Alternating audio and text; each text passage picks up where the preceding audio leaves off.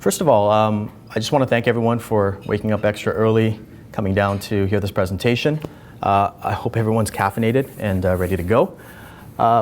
As Pankaj said, I'll be talking about mobile development outsourcing and our experiences over the years.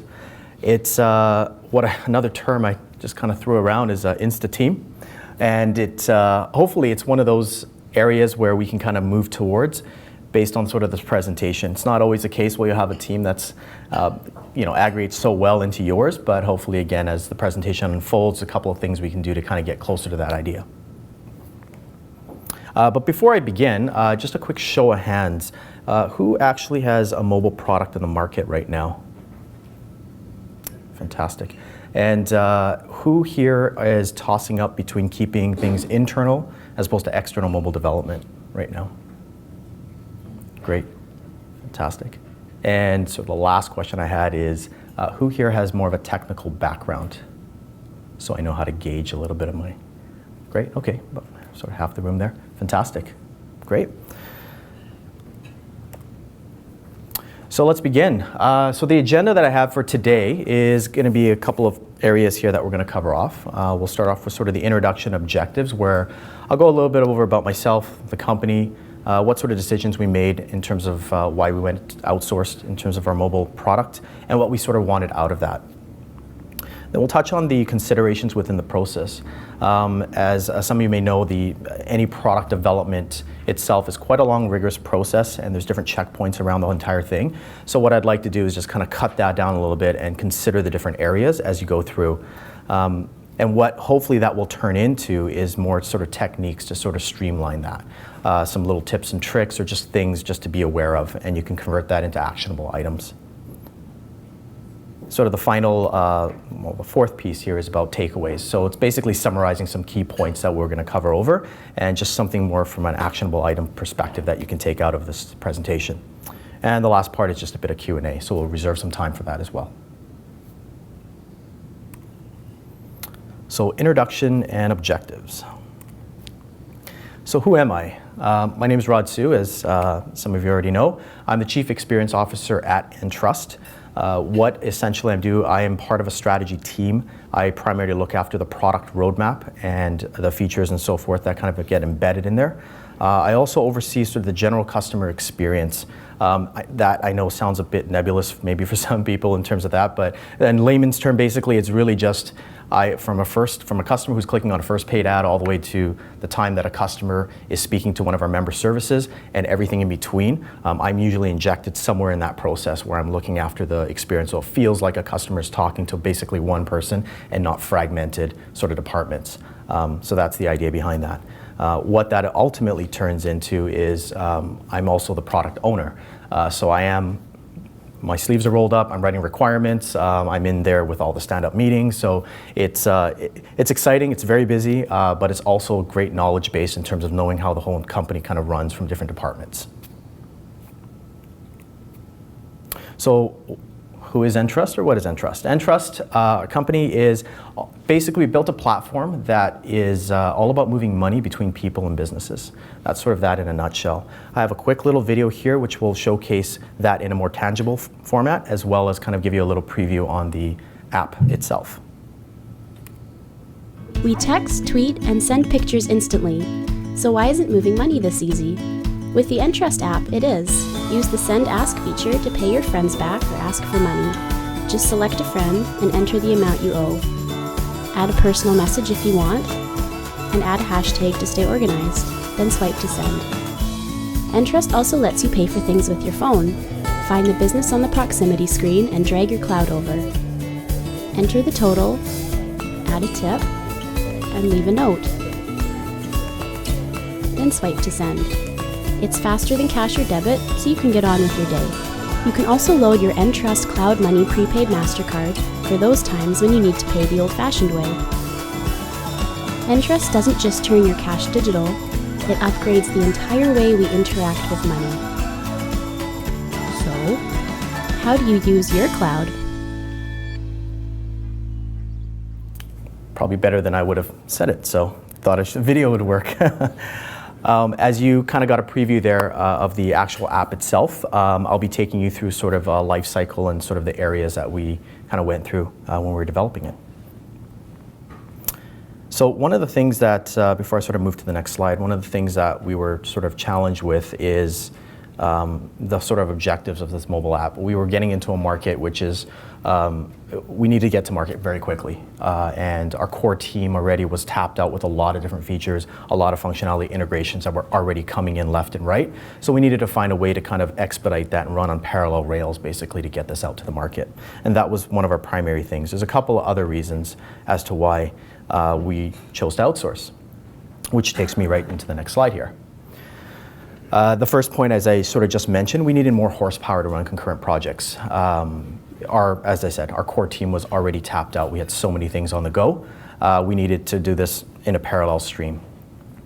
Also, as well, the in-house talent was also limited, and what I mean by that is, we have talent that could do Java and who could build, the Android portion of it.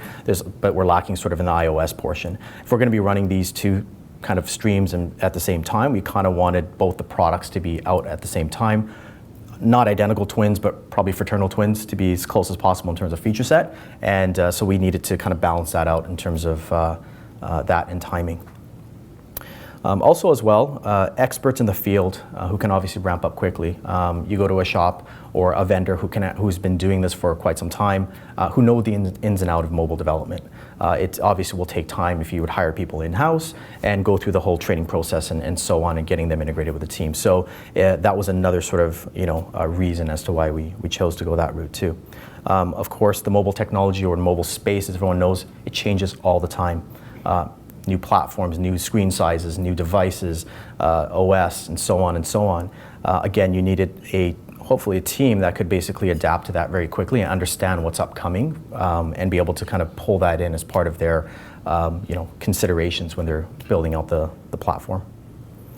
And that same sort of theory rolls out to point number 5 here, which is access to sort of test on various mobile devices.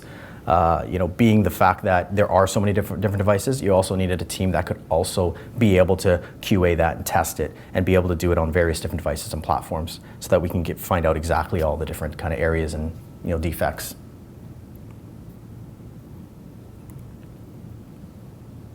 So considerations within the process. So what I'll do is I'll probably take you through sort of chunks of the area and just things to kind of think about and be aware of.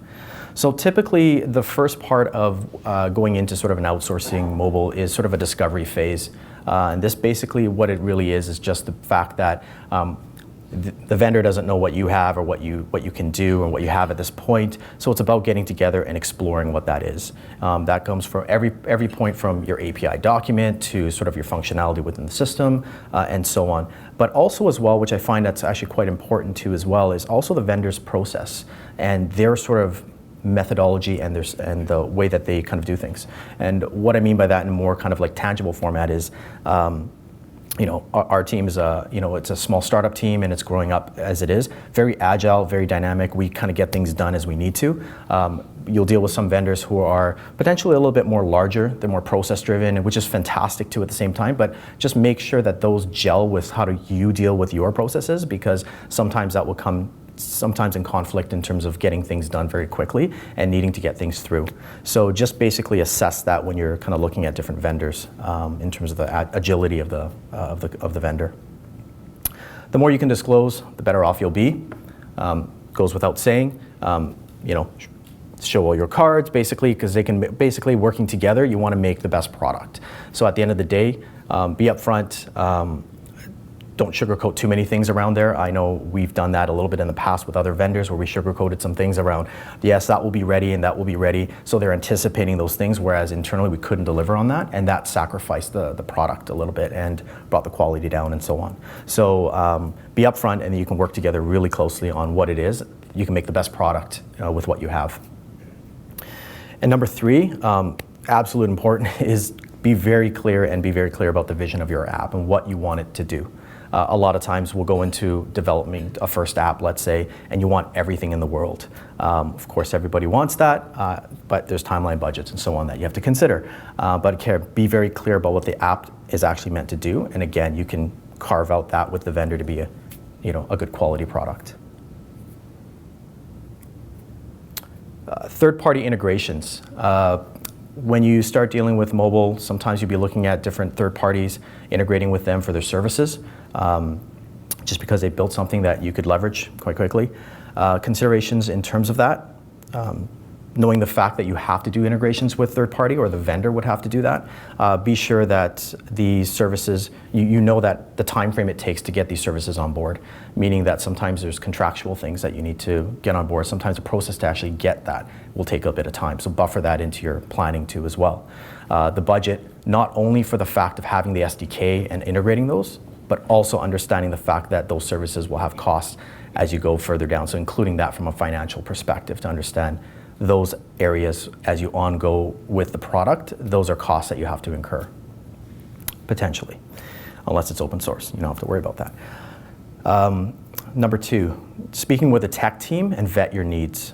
I've learned this sort of many times in different sort of avenues, is that while a sales team, when you talk directly to a third-party company that you're going to be integrating with, a lot of times they're great at sales. They'll tell you exactly what you want to hear, and it's fantastic, and it does what it does. But if you really want to get down to the nitty-gritty, go direct to the team that actually is going to be providing you those answers, right? Streamline it, get right to it, because they will tell you whether it is or not. I'll give you a quick little story here too as well. One of the SDKs that we integrated, it was sort of promised to us or sold to us that it could do things in a certain latency time, which is a very quick, a couple of seconds basically to complete a particular functionality. And that weight was so heavy because that was part of our onboarding process. That could literally make or break it. And what had happened was, as we started to integrate further down the line, halfway into the project, we found out that it wasn't the case. It was anywhere from 2 to 3 minutes to have that callback come back. So because of that, that destroyed sort of our process, and we had to rejig that. So it was sold to us as one, but it actually worked another way. So again, just to vet those out. And of course, depending on the platforms that you're putting out, make sure that the third party supports those in terms of the SDKs that you're integrating with. Sometimes the SDKs are not even aligned in terms of, one's for iOS, one's for Android, and so on. Make sure that the features that you're integrating with are aligned in those SDKs.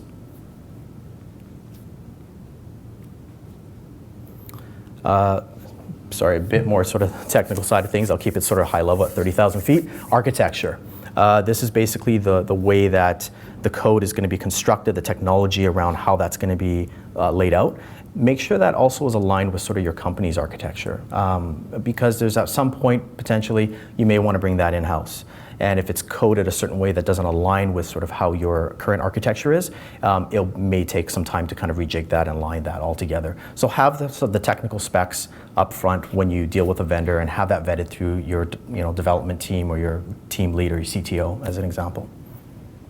This also, again, goes without saying, by building it in such a way, you will basically be able to have better future releases. Updates will be a lot quicker, and just the additions to those will just be a lot smoother if that's the case. And I mentioned number 3 already there about taking it in-house.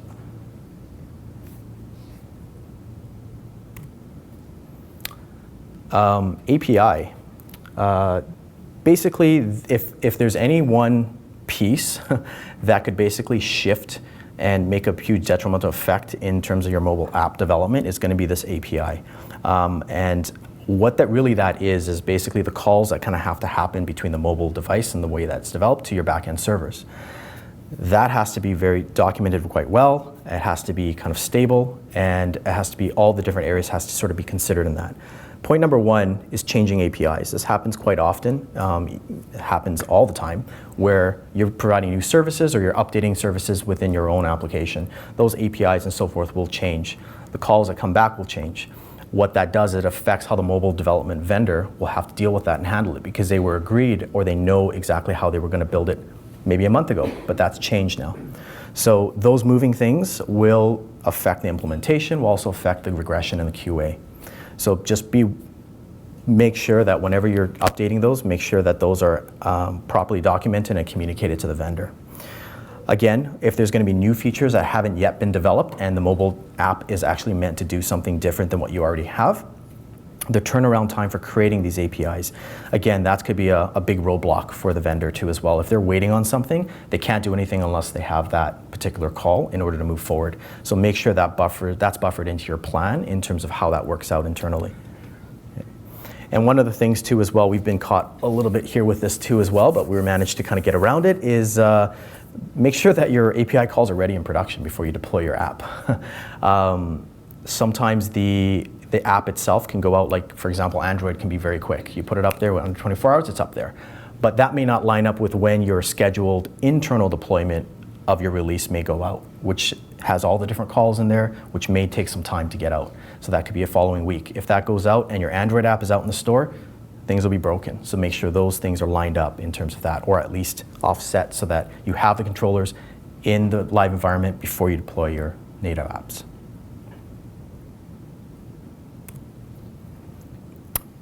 Requirements.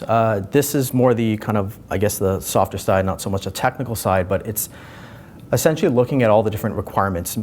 The one big thing here is that the vendor is outsourced. So meaning that they're probably not sitting beside you, they may not have sort of the flexibility and the clarity that you can get instantly by turning over to somebody and saying, hey, I'm sorry, what does this mean? Or can you clarify this? So what that just means is cover as much of the use cases, make sure your requirements are all fully buttoned up, and have that sort of all vetted out before you kind of run with that. There always will be cases where it's a little bit organic, and that's okay. But the more you can obviously disclose and more that you can document down, the better off you'll be. Points 2 and 3 is sort of what I just mentioned about, which is the fact that they're not going to have the same sort of knowledge as you will internally and how you know your product and what you want it to do. So again, get those down into the proper requirements and vet that through. One of the approaches that we sort of taken in this particular app specifically is we focused on sort of the user experience and design first. And there's a couple of things around this, is that we actually had to stagger and start with the UX and user and the design way early before the development started.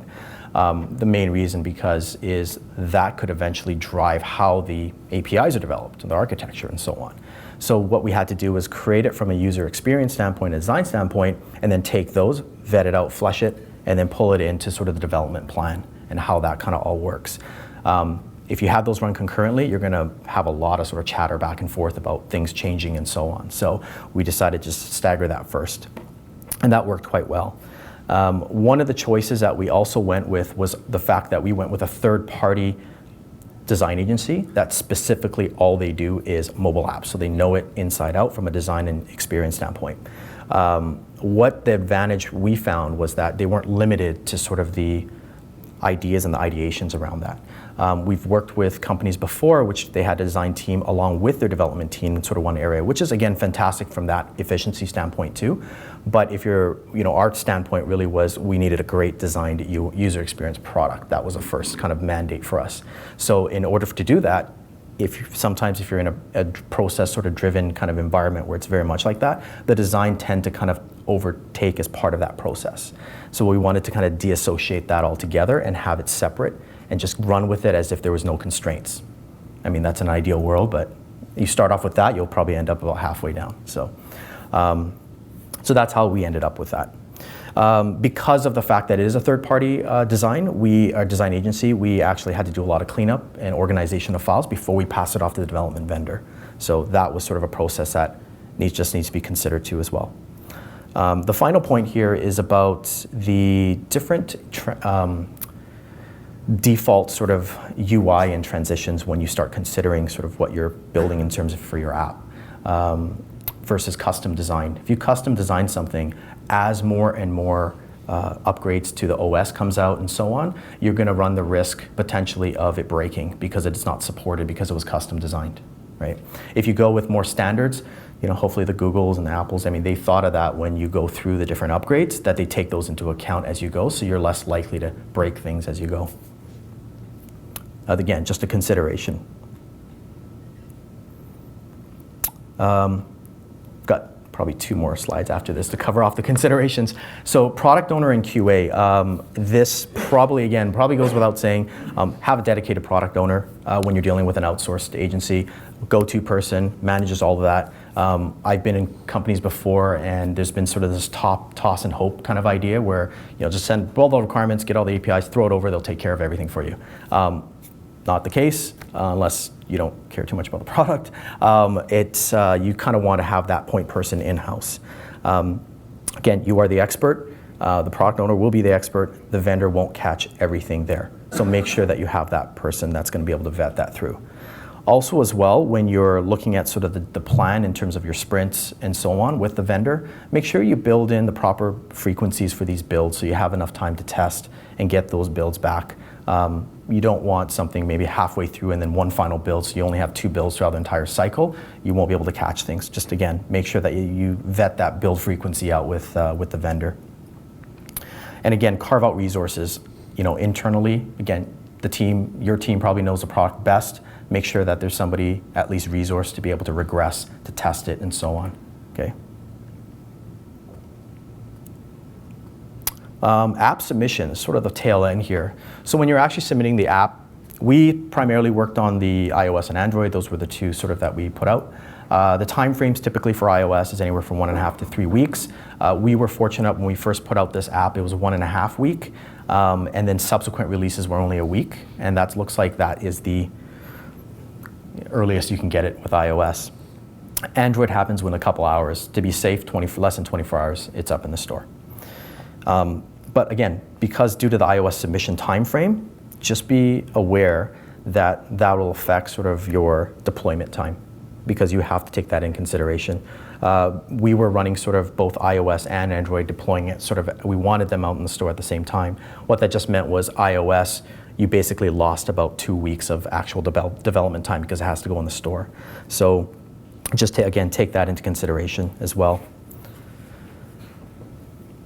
Again, depending on your app too as well, if it's going to be free, if there's going to be a charge against it, or any other sort of in-app purchases and things like that, just make sure that when you're actually going through the process of submitting this app, there's going to be some legal and financial impacts to that. Some of them may take a little bit of time. You may have to supply documents and so on. But again, it depends on the nature of your app and what that falls into.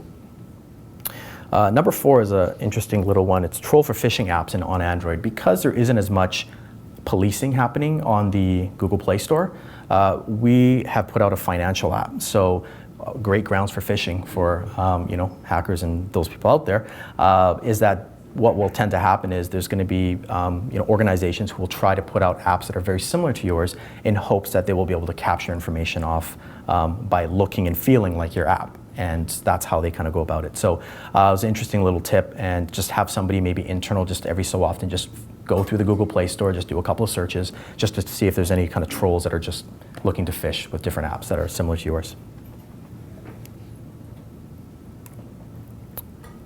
So basically what we're going to do is take some of those considerations and turn them sort of into sort of techniques to sort of streamline that. Just as part of the streamline, what we do need to understand is sort of the trade-offs initially first of having sort of this mobile outsource that we're looking at now. So the first point here is you obviously have limited control of code. It's not internal to you. Specific architecture and so forth is now offloaded to a third party. So that's something that you, again, touched on before. Just make sure that that's something just, again, as a trade-off that you have to think about. The increased management load internally on your brand, on your user experience, on the requirements and process. All those areas now are offloaded, so you need someone to manage all of those kind of moving pieces. There's also a risk if the vendor is actually even the right one. It kind of goes really back to that first point of, are they going to work well with you in terms of your process? That's something that it's just a trade-off. It's a risk that you don't know until you sort of get into it sometimes. Again, because you don't have access to some of these things, simple fixes could overrun the budget. Something that could be very simple, I could turn to my developer over here and say, how long is it going to take to fix this? 2 hours? Sure. Because they know the process very well, they know everything, as opposed to something outsourced. Sometimes they can give you some inflated number and you won't know that. So you have very limited visibility into that. So what you can do, a couple of things. These are sort of on a very high level kind of point of view. We found these to be quite useful. Lightweight PM tool, project management tool. We actually, for this project itself, we used Basecamp. I'm not getting any royalties off 30-second signals, but I'm just saying that Basecamp worked quite well for us. It was very lightweight. It was perfect grounds for introducing new discussions, for having to-dos, to be able to set that in terms of being able to kind of assign them to specific people and having kind of reoccurring sort of notifications as we went down that line. So it was a great tool. It was just enough we needed. It wasn't like we didn't have to Gantt chart anything. It was just very quick. Weekly touch points. Always good idea to have at least a weekly touch point. There are going to be questions and queries throughout the week when you're dealing with a mobile outsource or any outsource that there's going to be questions, and that's where sort of the PM tool, hopefully as a communication tool, works out well. But have a weekly touch point to clarify anything that kind of builds up over time, so you can vet that through. It's also a good place to kind of knock off your sort of to-do list. Sometimes you'll have things assigned to different people individually, and they may not follow through. Just that's a good place to kind of touch back on that. Code repository and review. If the vendor allows this, as maybe it's part of your discussion, the very upfront part, is to basically be able to check sort of the code in to maybe a place that's secure somewhere within your server. This is a good way to sort of check, again, code review to make sure that it's aligned with architecture, things are built sort of a certain way. Have these sort of every so often checkpoints. It doesn't have to be every day, but it's one of those things to know the fact that it's kind of going in the right direction. Again, to have your dev team kind of like do a little halfway check review. It's always a good idea. APIs, as I mentioned before, keep them up to date. Relay any changes that are happening. That's probably the most important thing. That can literally blow out your entire project if it's not communicated properly there, because there are so many dependencies around that. Access to web controllers. What I actually mean by that is, to give you a live example, we actually have a web application. It's a responsive web application that we started off, and it still exists the way it is. Because all the controllers that's used in there are also actually used in the mobile development. It's always a good idea that if you have that ability, you can give access to the mobile vendor, so that in case there's anything that may have changed or may have questions around, they hopefully can go in there and take a look at how that actually works and see how the API calls are working, how the responses are coming back, and so on. So it can alleviate a bit more kind of back and forth if you have access to that. And again, dedicated resource kind of goes without saying there. So just sort of summarizing sort of the key takeaways out of this presentation. Make sure the vendor has good knowledge of web technologies. We've worked with vendors in the past that wasn't very tuned in web technology, so there was a lot of sort of back and forth in terms of issues that could have been very easily resolved with understanding web technologies, having access to sort of the web application and being able to kind of vet that through themselves. Number two, vet through the third parties, through technical channels rather than sort of sales. Sales is great up front, understand what it is that you need from a general aspect, but get right into the technical part of it and understand what it is from that point that will help solution out whatever that it is that you're looking for. APIs are provided in a timely fashion, and make sure they're stable, communicated, and delivered as need be. Requirements, absolute detail in terms of requirements. They're outsourced, they won't know the product as well as you do. Come up with all the use cases, document it all in there. Have your weekly touch points, and again, set responsibilities. This is going to be, the set responsibility part I touched on before too as well, but I think that's actually really important. A lot of times you walk out of a meeting and it's like, who's taking care of what? Was that supposed to be this person? Was that supposed to be that person? It's a good way to kind of say, you're owning it, log it inside, and we use Basecamp. It was a great way just to kind of like, boom, put that in, you're assigned to this, it's due on this date, go. And we just do kind of these touch points again when we go through it. I touched on dedicated product owner. Again, utmost importance because of all the different moving pieces that are sort of out external. And then again, consideration for the app submission and timeframes, right? And that's it as far as my presentation goes. So I'll kind of open up to the floor here for any questions.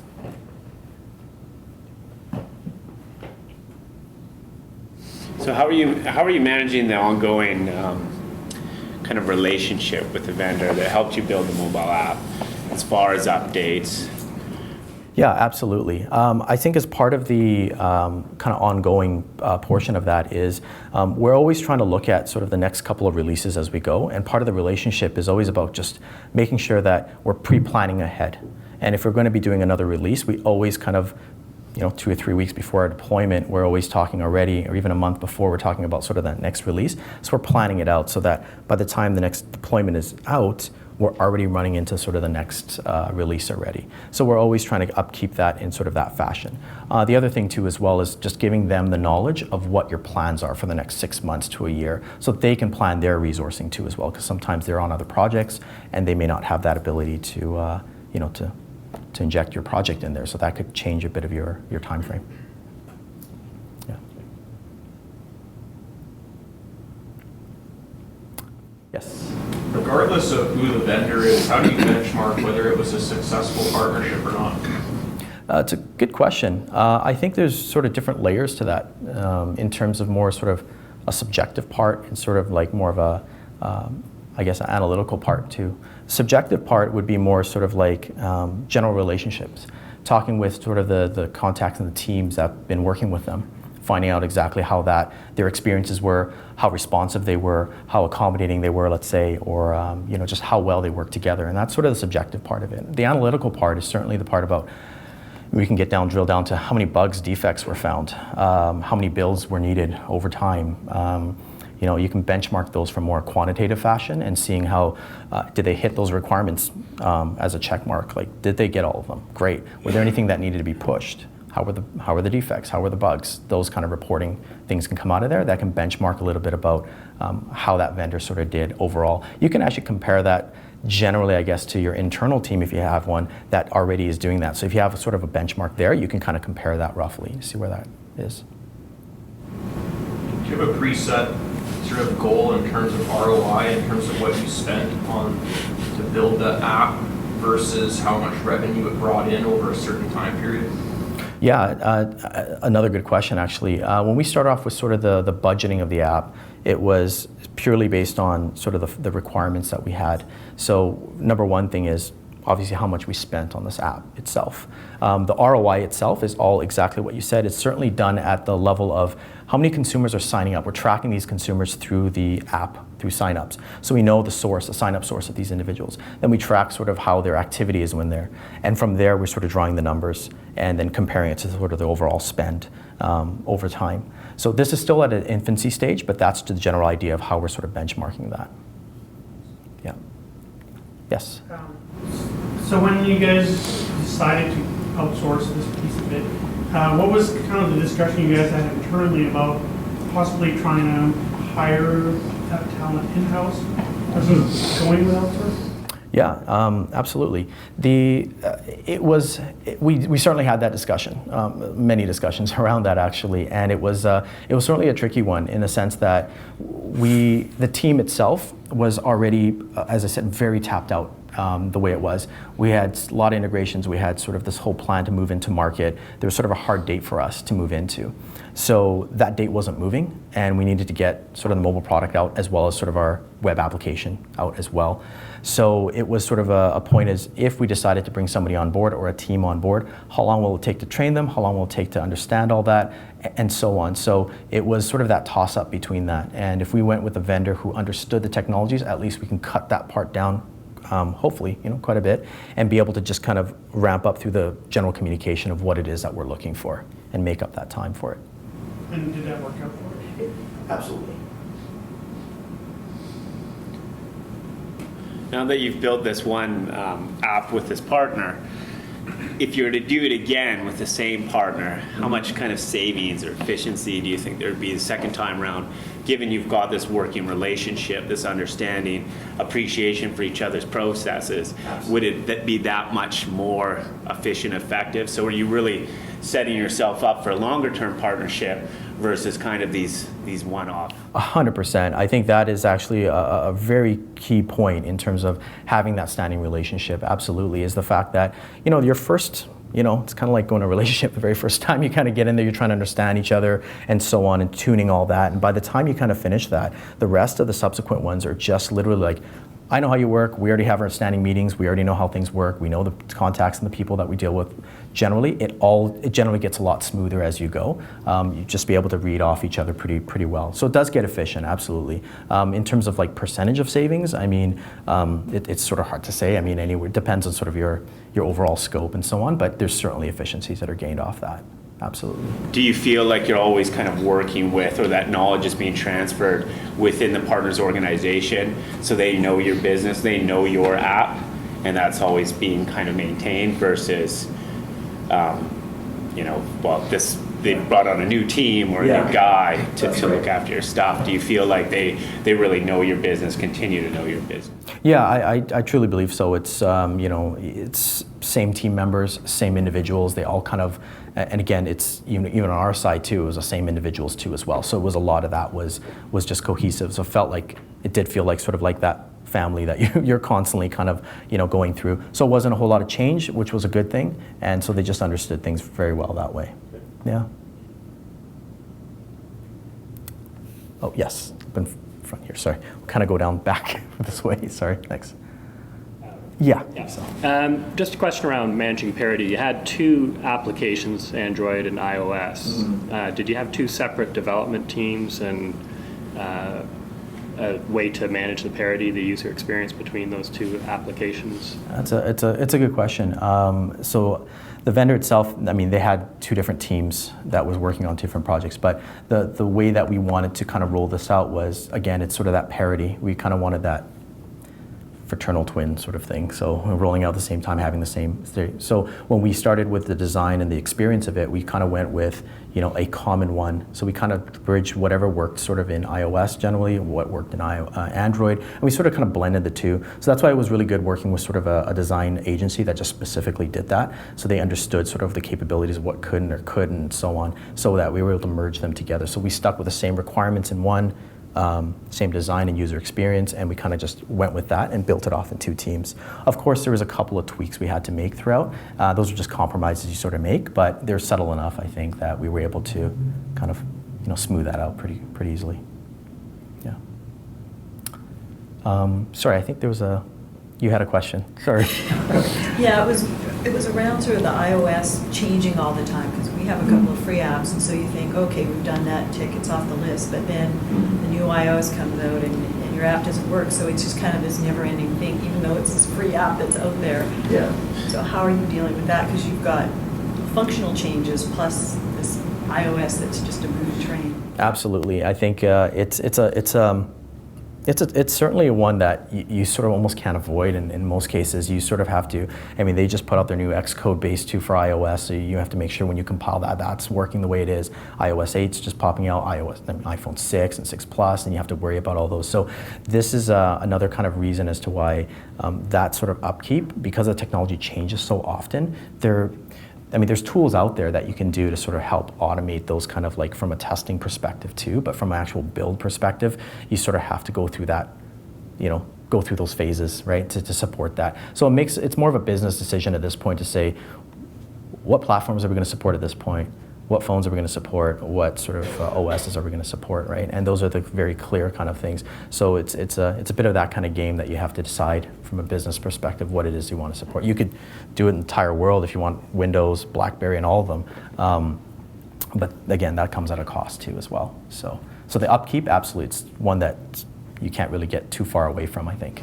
So you haven't chosen that HTML5, it's just so that it's one stop? Well, we've actually got our HTML5 responsive for our web application. So we have a team that's been tuning that from a core perspective. So the native app part of it is something, it's almost ingrained, at least in the market in North America. It's, when you say, go get this app, I'm not going to a website, I'm going to download it from the store. So that was one of the primary reasons we kind of went with having a native app. So we had to run those in parallel. Yeah. Sorry, yeah. The UI UX, did you consider doing that in-house at all, or did you, right away, was that an outsourcing consideration as well to have some design firm? Good question. We did consider that as well.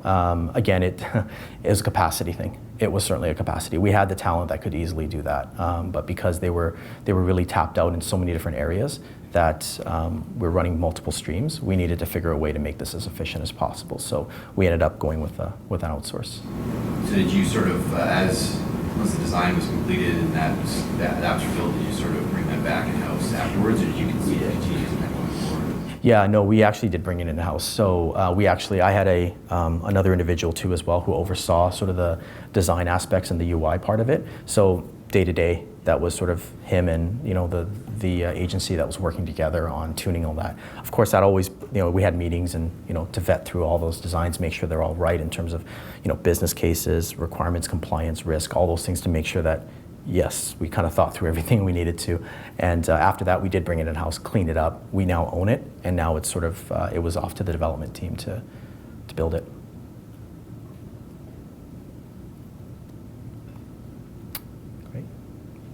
Yes. Do you have any challenges communicating requirements to the vendor? I mean, you guys are coming from an agile startup team. Did you? Absolutely. It is such a challenging one, and it was actually a discipline that we had to be disciplined internally to make sure that as agile as things were, we committed to something, because now we're not just agile internally where we can kind of change things organically here and there. We were dealing with a third party. Any repercussions that we change on this side is going to have a trickle effect all the way down. So discipline-wise, we had to make that sort of shift in terms of this particular product. We committed to something and we locked it down.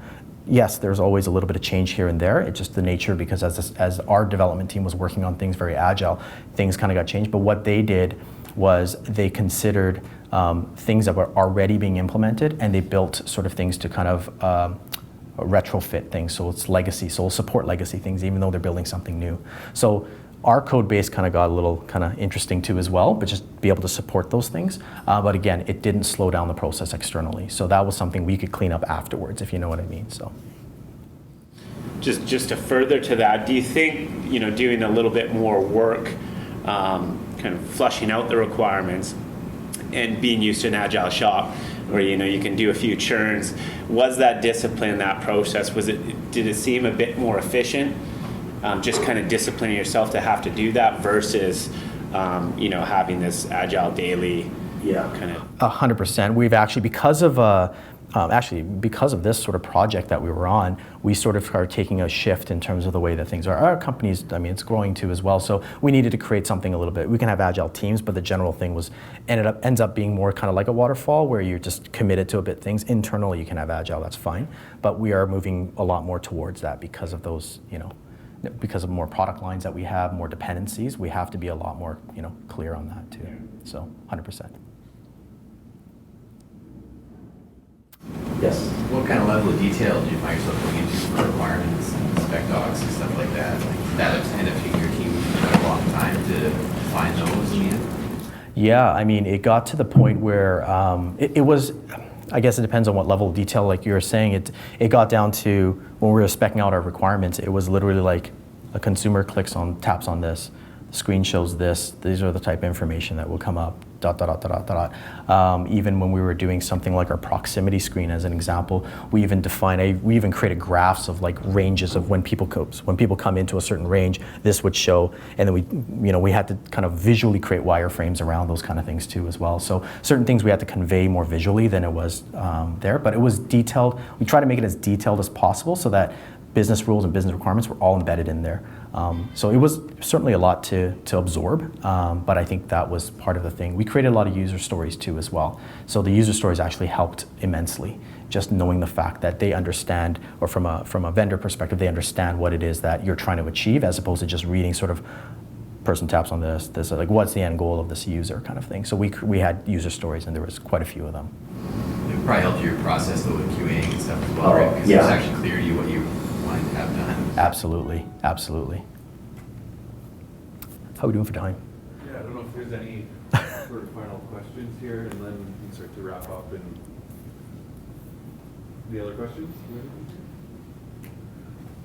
Okay. Great. Well, thanks everyone for coming down.